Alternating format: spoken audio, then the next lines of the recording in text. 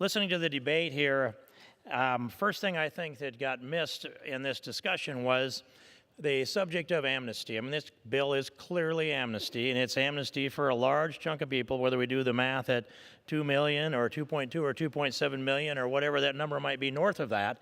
But whenever we've had amnesty in this country, it's always been a lot more than was calculated. And I recall those days back in 1986 when Ronald Reagan let me down. He only did it twice in 8 years, but this was a time, and I watched the debate in the House and the Senate on whether to grant amnesty to roughly 1 million people, and all along I believed that the wisdom of the House and Senate would prevail, and they would understand that amnesty destroys the rule of law. And so I listened carefully, and the debate went the other way, and the bill was sent to the president's desk, but I was confident that Ronald Reagan would see the principle and protect the rule of law and veto the Amnesty Act. Well, we all know he signed it that day in 1986. He regretted it after that, as did many of his cabinet members. But that was a big mistake. This is an amnesty bill, and it goes a long ways towards the destruction of immigration law. When you send out an advertisement that if you can get into America, you get to stay in America, people are going to keep coming here. And it doesn't stop until they have to go back home again and tell those folks that they had recently left, you know what, I didn't get to stay in America, and discourage the rest of them.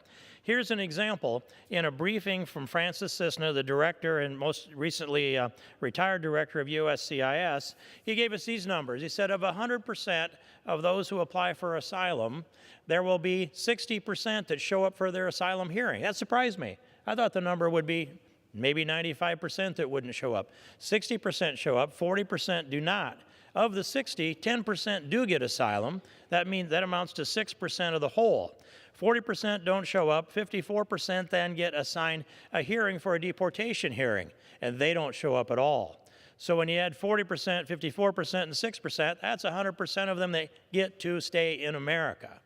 I recall a night when I was in Serbia in the middle of that huge epic migration, and I asked the chief of police who was directing traffic, loading trains to go on off to Germany out of Serbia. I said, when and why does this ever stop? And the first thing he said was the international answer, it's beyond my pay grade. But then, as I pressed him, he said, well, it only stops when the people receiving them stop receiving them. And that is the principle here. We have to decide what we're going to do here. Who are we going to say no to? I haven't heard anybody define, especially on the other side, who we might say no to. This is just the people that we want to say yes to, or at least as far as the left wants to say yes to. And I would add that out of 710,000, could I have an extra 30 seconds? 30 seconds. Thank you. Thank you. Out of an additional, that's out of 710,000 average members of a congressional seat, there's a report out there that at least 6 in California, before the last census, were comprised figuratively of illegal aliens. Now, that means that the illegal aliens in California had more representation in the United States Congress than any one of 23 states that have less representation.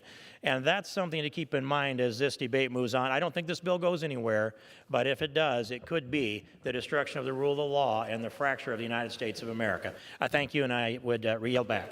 Reserve. The gentleman from Georgia reserves. The gentleman